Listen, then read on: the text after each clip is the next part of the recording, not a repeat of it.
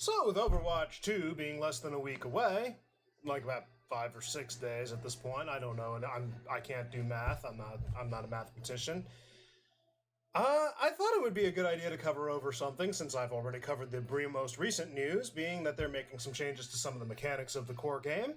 So I thought, why not do myself a favor and take myself back to a video that I made about a year ago, covering Soldier 76, his changes, and everything that I would do to change him up. And, quite honestly, at that time, if I recall correctly, they had made a couple of changes that I didn't actually know when they released the beta. So, to quite honestly say, it was kind of like a surprise, to say the least, when they released the information they did.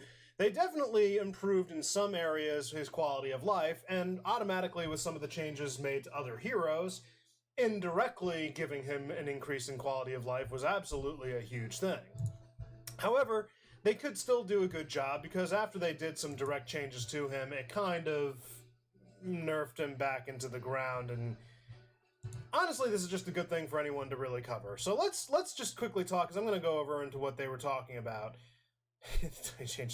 Okay, so I'll quickly put a note here. I don't really trust Forbes or Kotaku, or I forgot the other name of the news site, and quite honestly, I don't want to hear their opinions other than what the devs have commented. So, to be quite honest, nothing that they mentioned is of any consequences, and quite honestly, it's kind of stupid to hear from them about how everything is, because I just don't agree with it out flat. So, here's the changes that they made to Soldier 76 in the most, as to my knowledge, recent patch.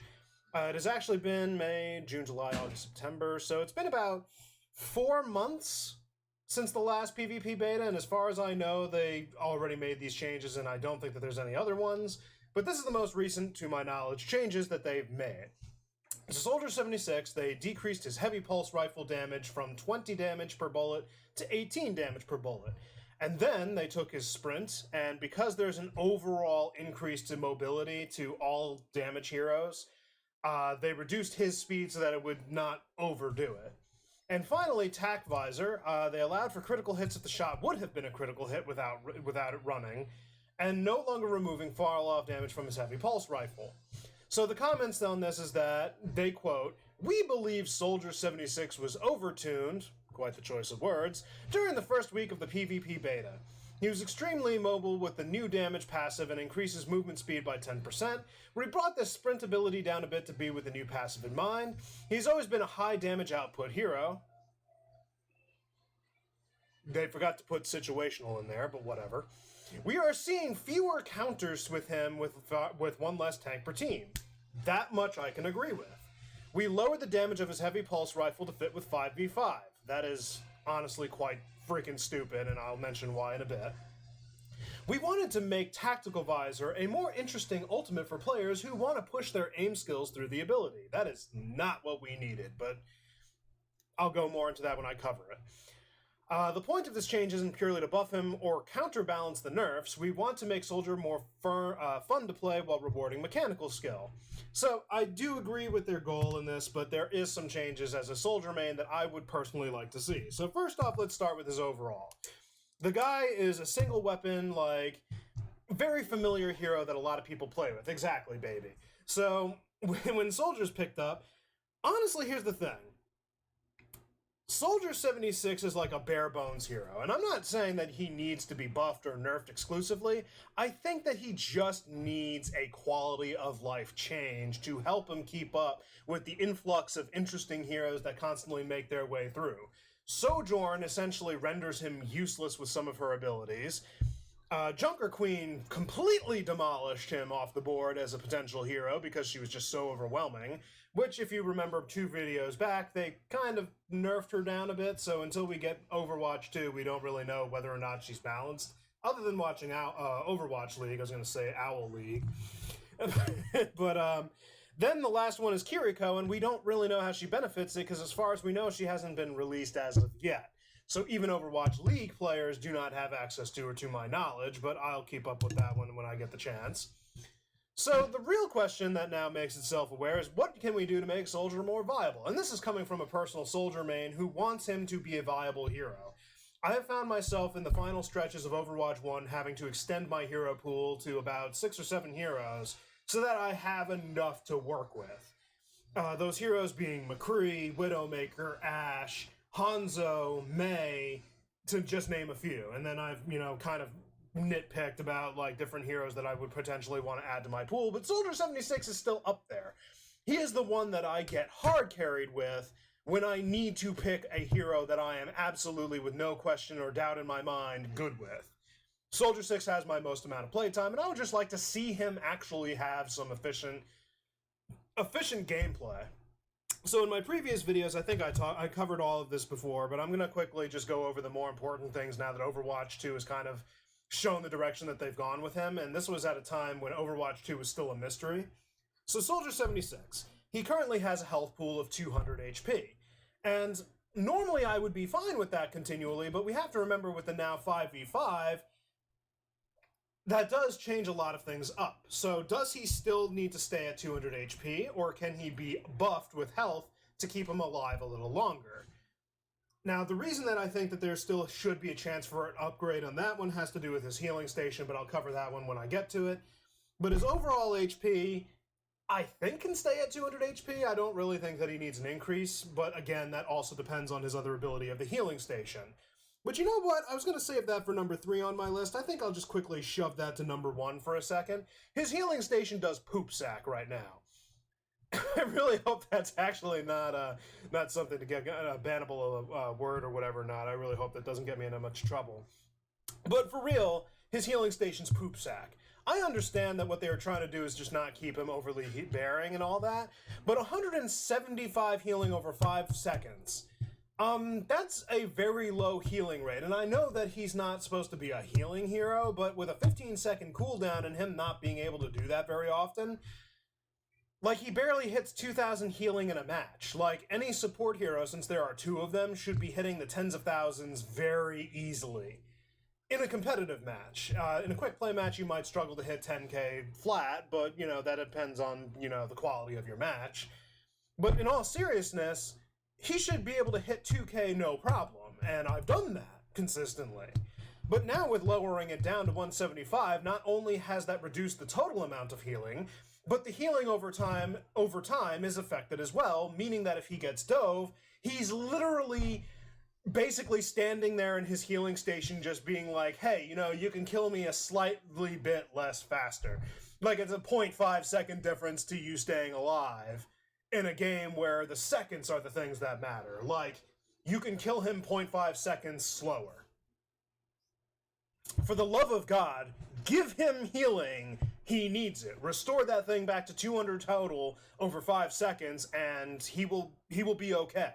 He can still get dove. And on top of that, that brings me to the other thing in just a bit with his sprint, and I'll cover that one more in depth, but he is basically out-mobiled by a lot of heroes at this point. And I had a list on my previous video that pretty much still stands, but we can now add into the addition that Sojourn, Junker Queen, and even Kiriko for that matter, if I recall correctly on her abilities, I might be wrong, so we'll keep her as the last one that I mentioned. We'll keep that one on the shelf until we find out, in actual gameplay. But Sojourn and Junker Queen essentially render his mobility useless along with the pre-mentioned heroes in the other video, which I will put a link to down below if you want to watch that one. But in that entire list of heroes, his sprint is completely useless.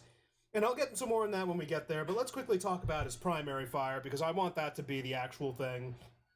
So, they initially buffed him with 30 rounds, and with a 9 round per second dealing 20 damage, they thought he was overpowered. So now he's got 30 bullets in the chamber, he's got 9 rounds per second, fire rate, and he now deals 18 damage. So the reason that I mentioned this in the first place, previously I was saying that it was kind of stupid that they would lower it.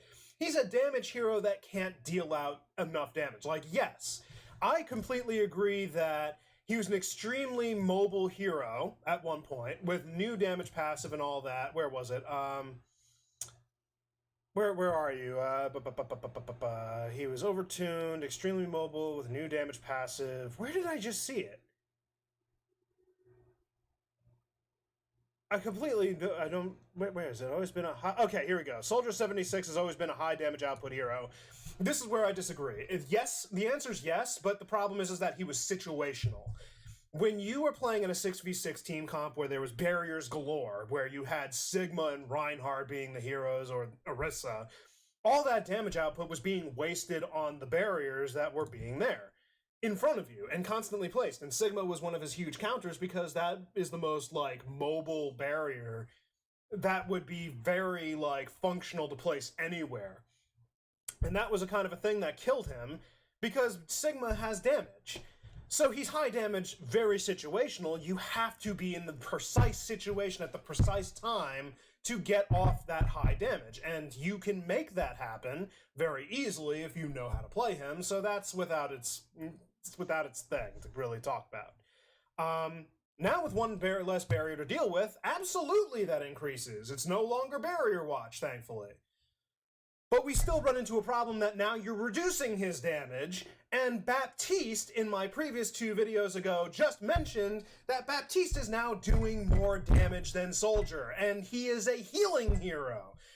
Now, I understand, I'm not saying that healers can't have damage. By any stretch of the imagination, I'm not that freaking... I'm a fool, I'm not an idiot. But let's be honest with each other. If Baptiste, a healing hero, is out-damaging Soldier 76... a dedicated damage hero, whereas Baptiste's healing can still be up there where Soldier 76 is nerfed into the ground, then what good is Soldier? What good is Soldier if he can't do what his role indicts him to do? Which brings me neatly along into the primary fire. What I would do, first off, lower his round stat back to 25. That was fine by all stretches of the imagination, and I totally agreed with that change. To being 25 rounds doesn't make a difference. Yes, it's 5 less bullets to deal with, but what you could do that would still increase his viability without actually increasing his damage output is make it 10 rounds per second. So it would be 2.5 seconds of unleashing all 25 rounds, and it would be quicker to reload. And then keep his damage at 20. Here's the thing. I cannot stress how badly it is to run into a Genji. All Genjis are the same at this point. Every time that I've gone into a match, they do the same thing. They get in your face, they hit reflect, and then they go behind a wall so that they don't die. Rinse and repeat. I have not seen a single change in Genji strategy, but Soldier 76, he's very versatile that he can pretty much go anywhere. His sprint allows him to go from places, rocket jumping, so on and so forth. In fact, that was one that I didn't even go over. I think his Helix rocket kind of benefited from one of the changes that they did a while back ago. This isn't even relating to any of this. It goes back to a different video that I made with some of the experimental patches that they were doing for one of the creator patches, giving them 2 Helix rockets at reduced damage rate. I would completely be okay with that, and that's really all I have to mention. It could stay single or it could do the double. Enough said. It doesn't really do too much difference, but I would actually be I would be okay with quantity over quality. But going back to his primary fire, like, reducing his damage is taking away his bread and butter. You need to give him something, because everybody is just outdoing him in pretty much every area of his kit, so why play him? There's literally no reason to play Soldier if you're going to really nerf him down this strong. Moving on to sprints, because there's really not much more to cover on primary fire. His sprint... Here's the thing. Overall speed, yes, he's still one of the better heroes as far as mobility goes. But the thing is that he is outdone... Like, when it comes to certain heroes with instant burst ability, like mobility abilities, like Moira, Reaper, Diva, Junker Queen, etc. These heroes that can outdo him within a short amount of time and overtake him, his sprinting is useless. He can't get out of a lot of situations, especially when they're the most picked heroes. People will pick those heroes more often than not. Reaper catches up to him and bursts him down. Diva just overtakes him and just pushes him around. Junker Queen was just absolutely a present to deal with, which again, I digress because they nerfed her and we have to yet to see what they did. But, like, honest to God, his mobility, like, with that 10% increase, I would have just left him alone. He needed every advantage that you can get, and I don't think that that was over-tuning. Quite honestly, I heavily disagree with them on that over-tuned ability, like, being, like, how he was just extremely fast. Like, no, he was fine. He was completely fine. If anything, he felt slower initially. I don't know why. Maybe it was the new engine. But by putting him down a peg, you made him feel even slower. So completely disagree, and I don't care what anyone says. So make him have some certain mobility, and that will help. But the last thing I will cover is his tack visor. Honestly, he doesn't even need a buff in this area. What they did with these things of allowing critical hits and removing damage fall off, as far as allowing critical hits, that wasn't necessary. In fact, I'll be 100% quite honest. It was useless. Like, yes, it kind of increases his viability, but it was a useless quality of life change that is not noticeable 100% of the time. In fact, it wasn't even noticeable a good percentage of the time. And then removing the damage fall off was basically saying, oh, hey, you now have to get close range with all the heroes that can instantly kill you because we nerfed your entire kit to the ground. Good luck with that. No, put that damage fall off back. He needs the distance. By all means, let him be able to target whoever. It's a tack visor. You're supposed to be hitting those shots prime. Why is there fall off in the first place? If anything, don't decrease the, don't remove it, but decrease it by a set amount, but still make it stronger than the norm. But I will say this until Blizzard finally acknowledges that they need to do this. Here's the real quality of life. First off, you could probably increase the time that his tack visor's up by 1 second, and it will help out his kit immensely. But that wouldn't really do anything because, again, it was barrier watch. So increase the amount of his time, and it will increase his viability heavily. And then the quality of life that he really needs is how tack visor actually targets the enemies. So I will mention this from the beginning in my previous videos, how I mentioned it as well. How Torb's turret targets the enemy is that if they are hiding behind a wall, but they peek with a shoulder or a pinky toe, the turret doesn't discriminate. It's like, oh, hey, there you are, and we'll shoot at your pinky toe. But tack visor, a gigantic roadhog or diva or just a large target in general could be hiding behind a damn telephone pole that's covering literally their center mass that's only an inch big. And your tactical visor will not aim for what's visible, it will aim for center mass and hit that damn telephone pole. For the love of God, give what you gave to Torb's turret to Soldier 76 and he will have an increase of his value to monumental levels, and it will not make him overpowered. It will balance him out appropriately and give him viability, that his tack visor no longer aims inappropriately for this stuff. And heck, you know what? You want to give him another one. This is kind of a stretch and might be overpowered, but it's something that just a thought occurred. Why not make it so that way when there's barriers, it will target heroes that are closer to him rather than shooting and wasting your time at barriers? That would increase his viability and not make him too strong, in my opinion. It doesn't increase his strength, but it does definitely increase his quality of life and would make him a more efficient hero, something that would help immensely. So with that all being said, there's not really much more to cover. I pretty much covered the entire thing of his kit. Let me know what you guys think down below, because I am very curious as to what you guys actually think about this, because quite honestly, I want to make sure that I'm not even shot. But closing remarks, I just want him to be viable again. This is kind of stupid. This is just completely, out of my mind. How could you nerf his kit the way you nerfed it and think, no, he's still overtuned? No, you've completely... I have literally added 6 heroes again to my personal pool, as I mentioned before, because I need to expand on avenues that Soldier no longer covers.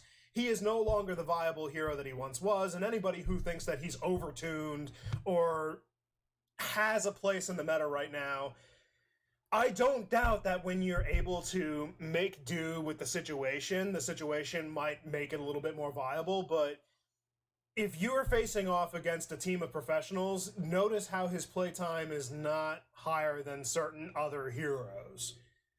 Just throwing that out there. I don't want him to be a must pick, and I don't want him to be overpowered. I just want him to be viable. I want to be able to play him and have fun, because I can tell you that a lot of the heroes that are viable right now are very annoying to play against. They're fun to play, I'm sure, but not so much to play against. And again, we have to wait until Overwatch 2 comes out, and I'll probably release more data. But this is based on, Overwatch 1 data at the end of its life cycle. So, again, let me know what you guys think. Put a comment down below and just let me know what you think.